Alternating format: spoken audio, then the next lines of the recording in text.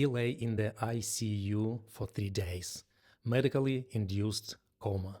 Machines breathing for him. Doctors told the mother, if we don't find a donor in 1 week, your son dies. She stared at the monitors, at the IV drip, and her own hands that had held a child who wasn't hers for 18 years. And then she called a man she should never have known. She said, you have a son, and he is dying. Your blood is his only chance. He didn't know Brandon existed 18 years. No letter, no call, no suspicion. But he came. Hi, I'm Alec. I'm a psychologist with 20 years of experience. I hold a degree in this work. And what you are about to hear is a real story, anonymous, personal, the kind someone told me in this office when they got tired of lying to themselves. I changed the names, the details, the locations, but I didn't change the pain and I didn't change the truth. Like this video if you believe that silence kills more often than mistakes do, and subscribe, because the next story is already waiting outside the door. Samanta married David because she was pregnant. She was 20. He was 12 years older. He didn't want children. He took her with one condition. The child is your responsibility. I will not love someone else. She never told him that Brandon wasn't his son. She never told anyone. The real father was a man named Marcus. They met one summer. She was 19. He was 22. He left for Texas 3 weeks after she got pregnant. She didn't tell him. He never asked. She decided it would be easier that way. She was wrong. It was never easier. David didn't hit Brandon. He did something worse. He ignored him. 18 years under the same roof, and not one hug. Not one good job, not one fishing trip. Brandon grew up feeling like he was extra. Not in the house, in the world. He didn't know why. He thought the problem was himself. Samanta stayed silent. Every day she chose the lie over the truth. Every day she watched her son become a host. And every day she found an excuse. It all broke apart in one night. Brandon was 18. He collapsed in the bathroom. Liver. Acute failure. Doctors said he needs a transplant. In 3 months, it could be too late. Samanta got tested. Not a match. David got tested. Not a match. The doctors asked, is this your biological son? Samanta walked out of the room, sat on the floor in the hallway, and for the first time in 18 years, she allowed herself to think not about fear, about her son. She called Marcus at 2 a.m., a number she had saved for 18 years and never pressed call. She said, you have a son. He's 18. He's dying. Your blood is his only chance. Silence. Then Marcus said, I'm coming. He didn't ask, why didn't you tell me? He didn't ask, are you sure? He just grabbed his keys and drove. 600 miles, no music, no stops. With one question in his head, will I make in a time? Marcus had no family, no wife, no children. He worked construction, lived in the trailer, saved money for a dream he didn't actually have. When the hospital called him a day after he arrived, when they said, you are match, you can save him, but surgery has risk. He didn't assist it. He said, cut me open. I didn't know him for 18 years. I'm not going to let him die on day one. The transplant took 7 hours. Brandon spent another 2 weeks in the hospital. When he woke up, really woke up, not just eyes open, the first thing he saw was a man sitting in a chair by the window, a man with a fresh surgical scar visible under his thin hospital gown, a man he had never seen before. Marcus didn't say, I'm your father. He said, hey, I'm Marcus.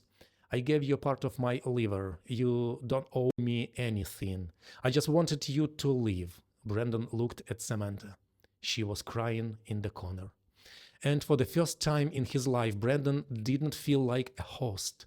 He felt like a person someone had crossed a state line to save. Here's what happened after. Marcus didn't move closer, didn't ask for visitation, did not post on social media. He went back to his trailer in Texas, but he started calling once a week. Short calls. How your scar? Did you eat today? I'm not trying to be your dad. I just want to know you are okay. Brandon didn't know what to call him. Marcus felt too cold. Dad felt like a lie. So for 6 months, he called him nothing, just you. Samantha lost her marriage. David left 3 weeks after the surgery, not because of the secret, because he said, "You made me the villain in a story where I was already just the supporting role." She did not fight him. She did not have the right. She sat in my office 6 months later and said, "I lied to protect myself. I told myself it was to protect Brandon, but I was just a coward, and my son almost died because I was too scared to make a phone call 18 years ago." The question Brandon asked me, the one he wrote on a piece of paper and slid across my desk because he couldn't say it out loud, was this: "Does she get to be my mother now? After everything?" I told him, "That's not a medical question. That's not even a moral question. That's a question only you can answer. But I'll tell you this. Forgiveness is not a debt you owe. It's a door you open when you are tired of standing in the hallway. Here's my question for you. Samantha lied for 18 years. She let her son grow up next to a man who rejected him every single day. She watched him become a shadow. She chose her own comfort over his right to know his own blood. Then her son almost died, and a stranger she had betrayed crossed 600 miles and gave up a piece of his body without asking for anything in return. Who is the parent here? The woman who raised him in a lie, or the man who saved him in the moment he knew he existed? Was Samantha a frightened young woman who made one mistake and got buried under it? Or was she a selfish person who stole 18 years of her son's identity? And Brandon, does he owe Marcus a relationship now? Does he owe his mother forgiveness? Or is forgiveness something you give when the other person has spent 18 years earning it, no 1 week in a hospital? You know my answer. Brandon told me once, "I don't hate her. I just don't know how to look at her without seeing the floor of the hospital hallway." She sat on it for an hour before she made the call. She sat there while I was dying. That's the part I can't unsee. If you could see across from Samantha the night she decided not to tell Marcus she was pregnant, the 19 years old girl holding a secret she didn't know how to carry, what would you tell her? I tell you what I would say. You don't get to protect someone from reality. You only get to decide whether reality arrives with your hand in there or as a wrecking ball through the wall. Now, I'm asking you, should Samantha have told the truth when Brandon was born? When he was 10? When he started asking why David never looked at him? Or is a mother allowed to carry a lie to her grave if the truth would only bring shame? Should Brandon forgive her?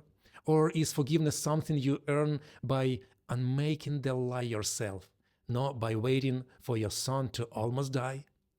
And Marcus, the man who gave his flesh to save a son he never knew, does he get to be called father now? Or is biology not the same as fatherhood? Type it in the comment. And if you want more stories about people who lost each other and then found themselves, hit subscribe, because this channel is not about happy ending. It's about real ones. This is Alex Sessions. See you in the next session.